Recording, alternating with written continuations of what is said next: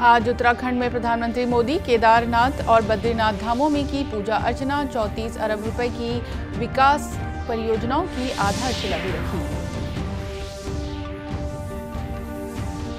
केंद्रीय गृह मंत्री ने शहीद पुलिस जवानों को दी श्रद्धांजलि। कहा, आतंकी घटनाओं में काफी कमी आई है।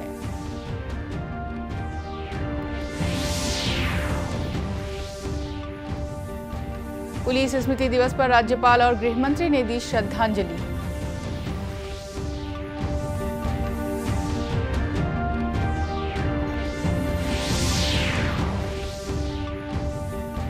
और जांजगीर चांपा में सिंघाड़ा बदल रहा है किसानों की तकदीर।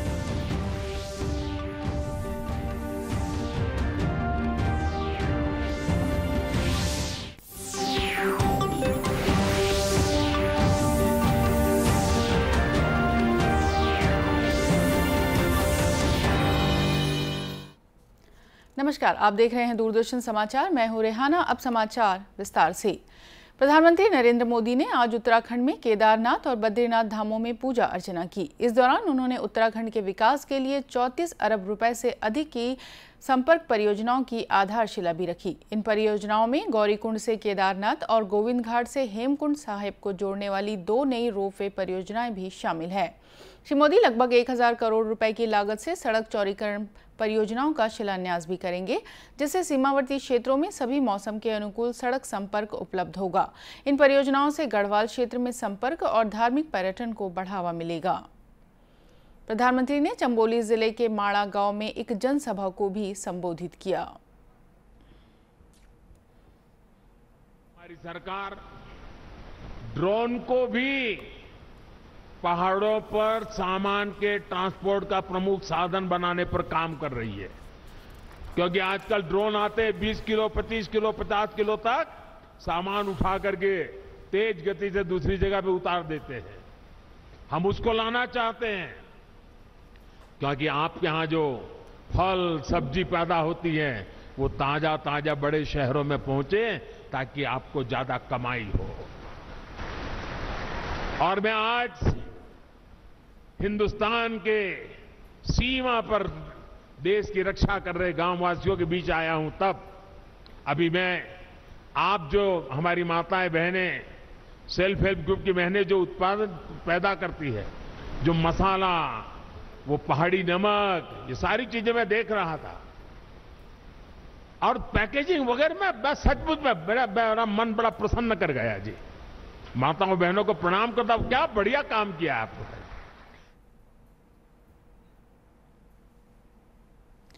प्रधानमंत्री मंदाकिनी आस्थापथ और सरस्वती आस्थापथ के विकास कार्यों की प्रगति की समीक्षा भी करने वाले हैं।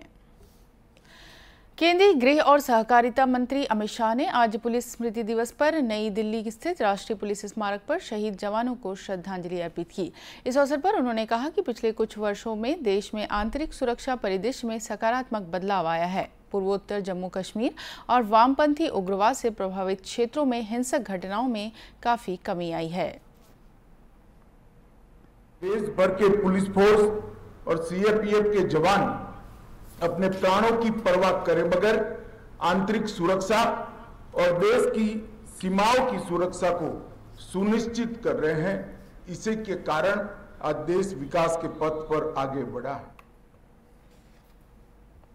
श्री शाह ने कहा कि प्रधानमंत्री नरेंद्र मोदी के नेतृत्व में देश की आंतरिक सुरक्षा को मजबूत करने के लिए कई कदम उठाए गए हैं।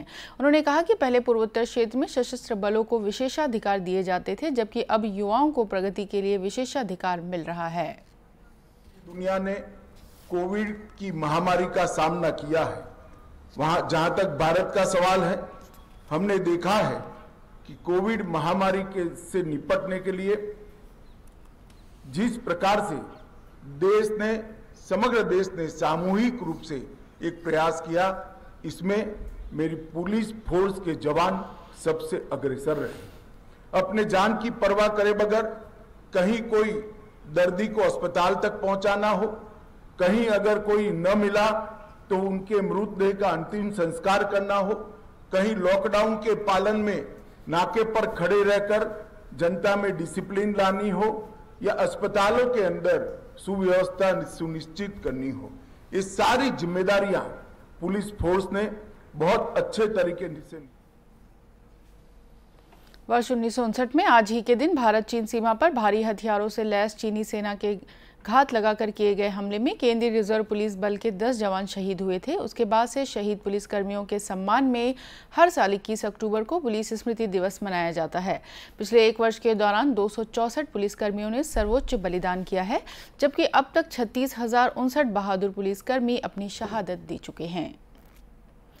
राज्यपाल अनुसुईया उइके और गृह मंत्री ताम्रध्वज साहू आज माना स्थित छत्तीसगढ़ सशस्त्र बल की 4थी बटालियन में आयोजित पुलिस स्मृति दिवस परेड में शामिल हुए। इस दौरान उन्होंने शहीद जवानों को पुष्प चक्र अर्पित श्रद्धांजलि दी। राज्यपाल और गृह मंत्री ने राष्ट्रगान की धुन पर परेड की सलामी भी ली।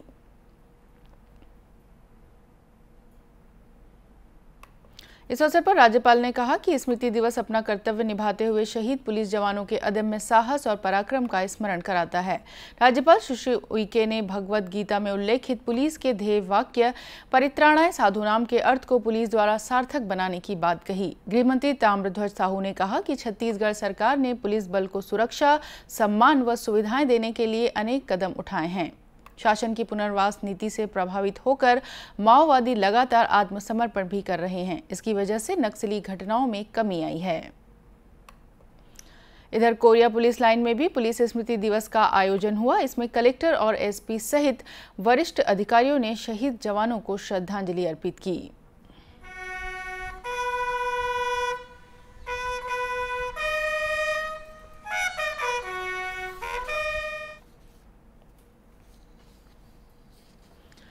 पुलिस अधीक्षक त्रिलोक बंसल ने कहा कि शहीद परिवारों को विशेष अवसर के अलावा भी देश व समाज से हमेशा सम्मान मिलना चाहिए, क्योंकि शहीद परिजन व परिवार को बहुत सारी दुखद विषम परिस्थितियों से गुजरना पड़ता है।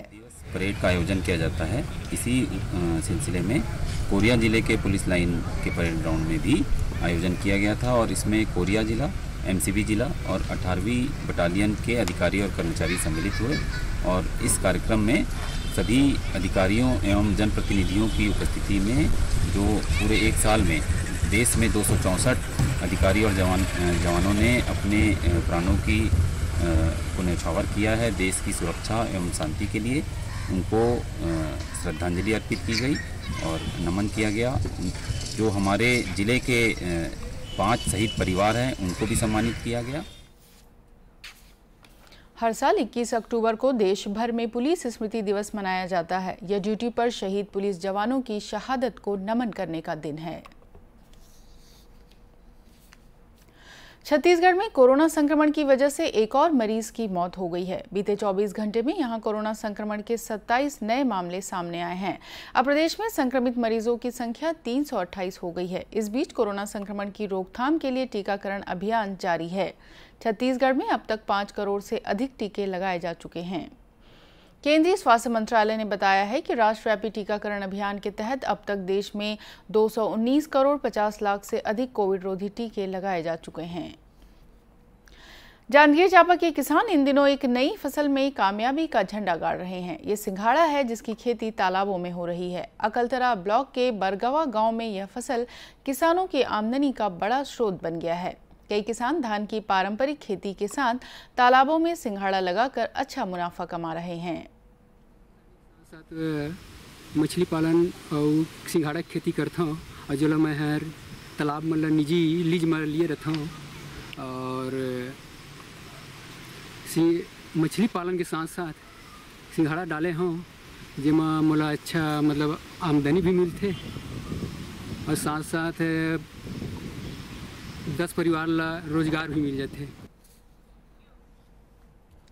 गांव के ही संतलाल धीवर ने बताया कि सिंघाड़े की खेती कम से कम 6 महीने चलती है। जून जुलाई में सिंघाड़ा बोया जाता है। सितंबर से फसल आने लगती है जो दिसंबर तक बेची जाती है। देख रेख करे बर थरहा वरहा लगाथन हमन यहाँ सावन भादो तक हमन के पूरा खेत सिंघाड़ा के काम चलते रहते और हमन गणेश चतुर्थी ले स्टार्ट करथन सिंघाड़ा के फट हो रहे वो जाते पूरा छठ पूजा तक जाते। एकादशी छठ पूजा तक नवंबर दिसंबर तक पूरा जाते। वह एमा कीड़ा भी बहुत लगते ओकर कीड़ा के दवाई भी हमन लेके आतन श्री नारायण रायपुर बिलासपुर अकलतरा ये 4-5 जगह हमन दवाई लेके आतन कि दवाई दुकान ले वहाँ से ला करके हमन हर हफ्ता 15 दिन महीना दिन हर सीजन में पूरा एकादशी के आज तक पूरा मतलब खातू माटी पूरा चलते।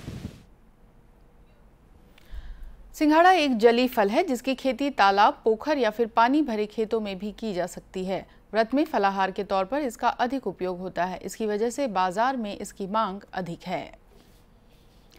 देश आकांक्षी जिलों में शामिल छत्तीसगढ़ के कोरबा में प्रधानमंत्री राष्ट्रीय डायलिसिस कार्यक्रम लोगों के लिए वरदान साबित हो रहा है। विकास की राह में पिछड़ गए इस जिले में आकांक्षी जिला कार्यक्रम के तहत चलाई गई योजनाओं का असर जमीन पर दिखने लगा है। कोरबा के जिला अस्पताल में किडनी के मरीजों के निःशुल्क उपचार के लिए डायलिसिस मशीन लगाई गई है। इसकी वजह से यहाँ के गरीबों को काफी फायदा मिल रहा है। पेश है एक रिपोर्ट।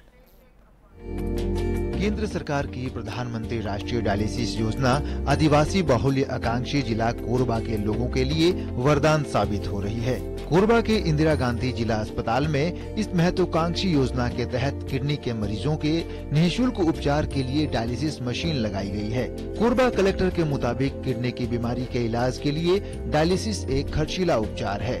आदिवासी बाहुल्य कोरबा जिला में अधिकांश आबादी गरीब है। ऐसे में केंद्र सरकार की प्रधानमंत्री डायलिसिस योजना के तहत कोरबा जिला अस्पताल में 7 डायलिसिस मशीन लगाई गई है, जिसमें जिले के जरूरतमंद मरीजों को निःशुल्क डायलिसिस की सुविधा प्रदान की जा रही है। डायलिसिस एक खर्चीली प्रक्रिया होती है जो हमारे कोरबा जैसे जिले में, जो कि ट्राइबल पॉपुलेशन है, जहाँ वन आच्छादित है और आकांक्षी भारत सरकार के आकांक्षी जिले कार्यक्रम में भी है, तो यहाँ ज्यादातर गरीब लोग रहते हैं। उनके लिए बहुत ये महंगी खर्चीली चिकित्सा पद्धति है, जिसका कि वो प्राइवेट में बहुत सारे लोग अफोर्ड नहीं कर सकते हैं। लेकिन वो वर्तमान में इस योजना के तहत 7 डायलिसिस मशीन हमारे जिला अस्पताल में लगाई गई है और उसमें जो गरीब लोग हैं उनको निःशुल्क वहाँ पर डायलिसिस की सुविधा हो रही है। आकांक्षी जिला होने के कारण कोरबा में केंद्र सरकार की कई विकास परियोजनाएं चल रही हैं। प्रधानमंत्री राष्ट्रीय डायलिसिस कार्यक्रम के तहत कोरबा के जिला अस्पताल में डायलिसिस सेंटर खोलने के बाद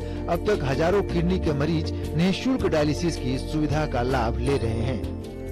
पहले बिलासपुर जाते थे डायलिसिस कराने, अब हम लोग को यहीं डायलिसिस होता है कोरबा में, और यहाँ के सर लोग खुद फोन करते हैं, बुलाते हैं और बढ़िया सा व्यवहार करते हैं।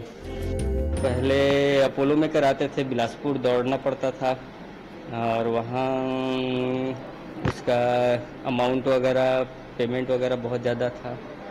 ऊपर से फिर यहाँ आगे बगल में निहारिका, तुरंत यहाँ लाके अपना डायलिसिस करा के फिर तुरंत लेके चले जाते हैं। पहले हम रायपुर जाते हैं, बिलासपुर जाते हैं तो खर्चा ज़्यादा हुआ था। इससे तो कोरबा में जैसे हुआ थे ना 100 बेड में, तो हमारा बड़ा सुविधा है भाई। हमारे यहाँ विगत 2 वर्ष से ये डायलिसिस की सुविधा चल रही है, जो राष्ट्रीय स्वास्थ्य मिशन के प्रधानमंत्री राष्ट्रीय डायलिसिस कार्यक्रम के तहत चल रहा है। इसमें डायलिसिस कराने के लिए हमारे यहाँ से आसपास के 20-25 किलोमीटर के दायरे के दूर दराज से लोग आते हैं। गौरतलब है कि डायलिसिस मरीजों के इलाज में आने वाले आर्थिक समस्या के निदान के लिए केंद्र सरकार ने प्रधानमंत्री राष्ट्रीय डायलिसिस कार्यक्रम की शुरुआत की है। इसके कारण पिछड़े कोरबा जिले में स्वास्थ्य सुविधाओं का विस्तार हुआ है और लोगों को आसानी से चिकित्सा सुविधा मिल पा रही है। Bureau report, DD news. Doordarshan केंद्र रायपुर से प्रसारित होने वाले प्रादेशिक समाचार को आप YouTube पर भी देख सकते हैं। हमारे YouTube channel Chhattisgarh DD news पर प्रादेशिक समाचार उपलब्ध रहेगा। YouTube चैनल का लिंक और QR कोड आप स्क्रीन पर देख सकते हैं। अपने एंड्रॉयड फ़ोन से QR कोड स्कैन कर आप छत्तीसगढ़ DD न्यूज़ लिंक पर जा सकते हैं। इसके अलावा छत्तीसगढ़ DD न्यूज़ फेसबुक और ट्विटर पर भी उपलब्ध है। अंत में मुख्य समाचार एक बार फिर। आज उत्तराखंड में प्रधानमंत्री मोदी केदारनाथ और बद्रीनाथ धामों में की पूजा अर्चना, 34 अरब रुपए की विकास परियोजनाओं की आधारशिला भी रखी। केंद्रीय गृह मंत्री ने शहीद पुलिस जवानों को दी श्रद्धांजलि, कहा आतंकी घटनाओं में काफी कमी आई है।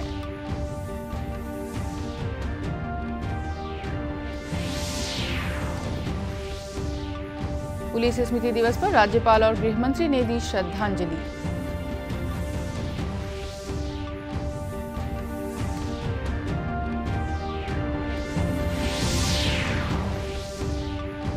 और जांजगीर चांपा में सिंघाड़ा बदल रहा है किसानों की तकदीर।